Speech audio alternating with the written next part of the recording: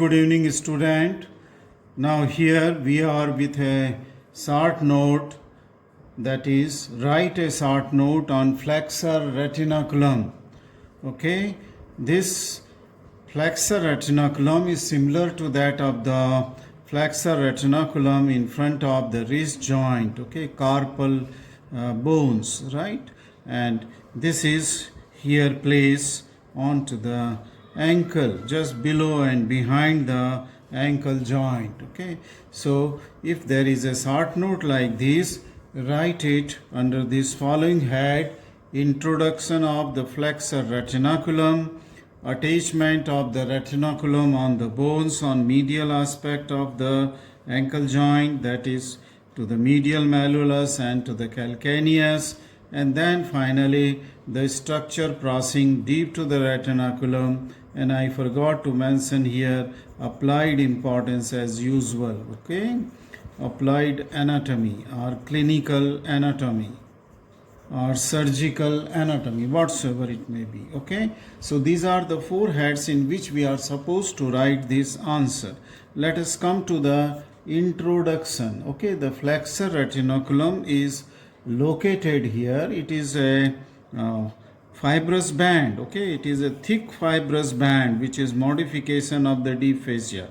So it is just the modification of deep fascia, which is the thick fibrous band, and then it is on the medial side of the ankle. This diagram is showing the medial. We are looking the medial. This is tibia, lower end, and this is the medial malleolus. On this side it is the medial aspect of the calcaneus bone. This is the talus. This is talus, navicular, and then it is the medial cuneiform. The first tarsal, metatarsal I mean to say, first metatarsal bone is shown here, okay. So this is just to give you an orientation, and these are the structures which will pass deep to this strong band of the flexor retinaculum, okay, flexor retinaculum. Now this flexor retinaculum, as I said, that it is a strong broad band of the thickened deep fascia, okay, and deep to which many structure they will pass, and this is a passage between the fibrous I mean to say band and that of the bone. So it is called as osteofibrous tunnel, okay. This form a tunnel, okay, and this tunnel is sometimes, since it is formed by the flexor retinaculum and the tarsal bones, it is also called as the tarsal tunnel. It is known as tarsal tunnel. So it is the osteofibrous tunnel or tarsal tunnel through which the structure, important structure, while they are going from the back of the leg, okay, this is the back side of the leg, and here they are going deep to the, I mean to say, under surface of the sole or on plantar surface. So from back to the sole they are just curving and then going from this. So there is a twisting of these tendons, okay, reorientation of their alignment will also take place as they have to go from posterior aspect of the leg to the plantar surface of the foot, okay.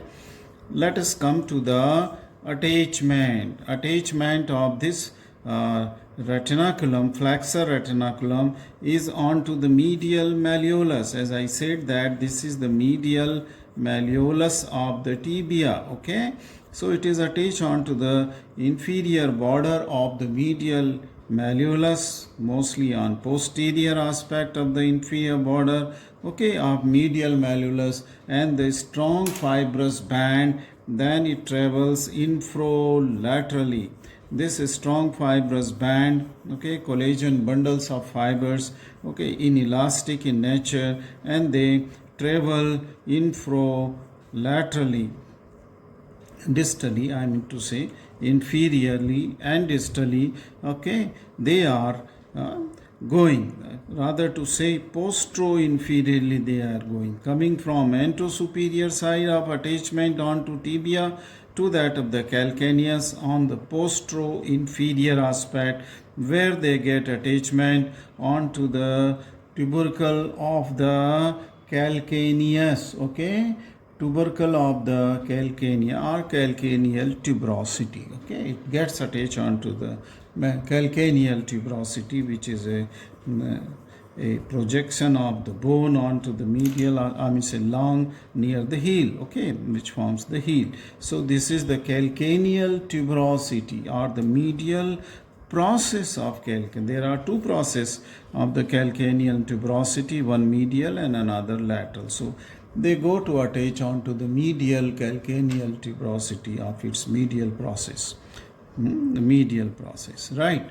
So these are the attachment, okay? So anterosuperior, it is attached to the posterior border and tip of the medulla, medial malleolus.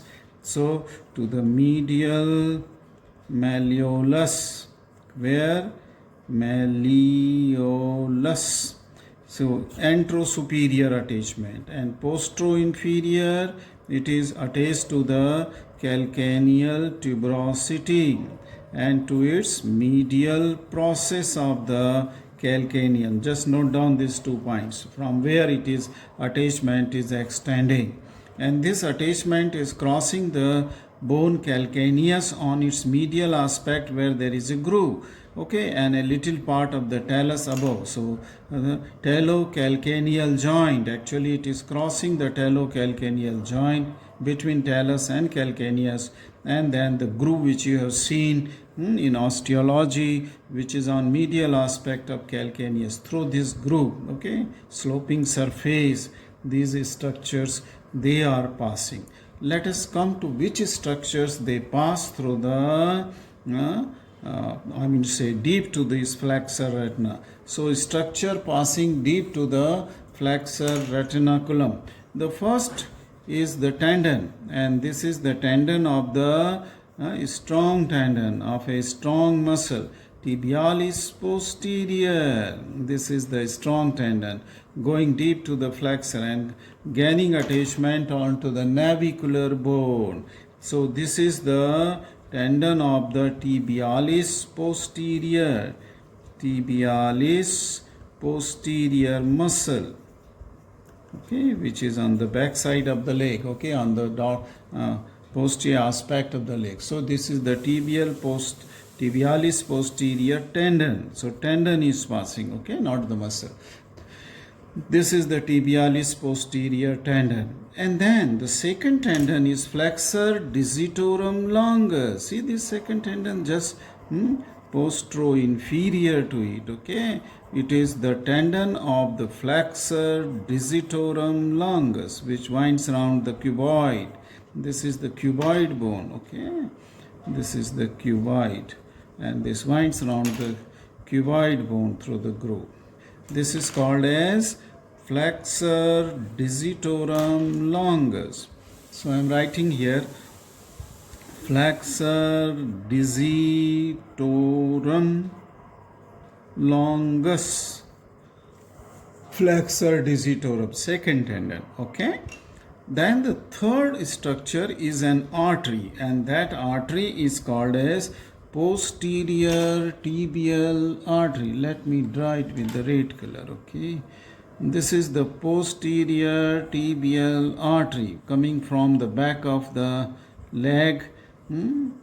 So this is the posterior. It may divide into the two terminal branches of the posterior tibial artery, okay, posterior tibial artery, medial and lateral, okay, branches, plantar branches. Then there is a nerve. Just postero-inferior to this is a nerve, and this nerve is called as the tibial nerve.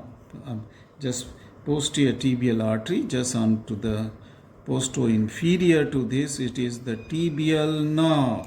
So I am writing here first the posterior tibial artery, okay, posterior tibial, and this is the tibial nerve, okay, this is the tibial nerve. Now this tibial nerve will also divide deep to the retinaculum or just below that, okay, into two different branches, that is medial and lateral plantar branches, medial, and they will go to the sole. Okay, medial and lateral plantar branches, either deep to the retinaculum or just at the lower margin of the retinaculum. The last tendon which is going through this osteofibrous tunnel is this tendon. Okay, and this tendon will be crossed by the tendon of the flexor digitorum longus. See here, it is crossed. Just I will show you the crossing. This is the flexor digitorum longus, crossed by the flexor digitorum longus tendon, and this tendon is of the flexor hallucis longus. Flexor hallucis longus, going to the great toe. Okay, and this is the region, because the tendon of the flexor digitorum longus number 2 here, it will go in the sole, okay, on the plantar, but flexor digitorum has to go to the medially only, not to the lateral side of the sole. It is only, so that crossing takes place here. Okay, just as they come out of the flexor retinacular tendon. So this is the flexor retinaculum through which the structure are passing. Now there is a diagram which will additionally help you to understand this relation as they lie from anterosuperior to postero-inferior side. Okay, and I will just draw this structure again. This, for orientation, this is the tibia, medial malleolus. Okay, this is a groove on its posterior aspect, tibia. Okay, medial malleolus. Just, and this is talus. This form a joint, angle joint here, tibia with that of the medial surface of the trochlea. Now this, just posterior to this tibia in the groove lies this tendon of the tibialis posterior. Okay, this is tibialis posterior, which we have seen here lying. Just here it was also lying posterior to the tibia here. Okay, so this is the tibialis posterior.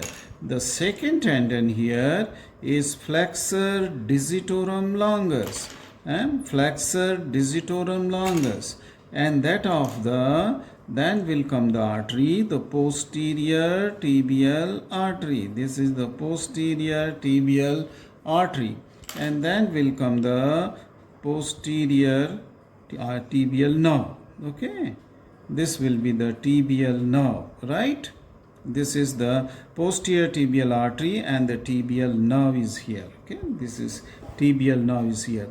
They lie in close to each other in a separate compartment, and most posteriorly and inferiorly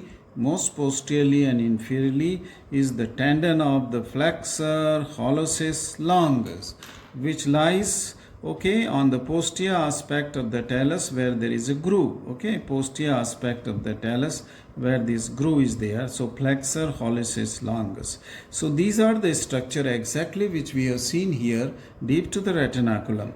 Now where is the retinaculum in this diagram? This is the retinaculum. Say for example, it is the retinaculum. Okay, and through this retinaculum passes the septi. Okay, and this septi, just divide them into different compartments. So how many compartments are there?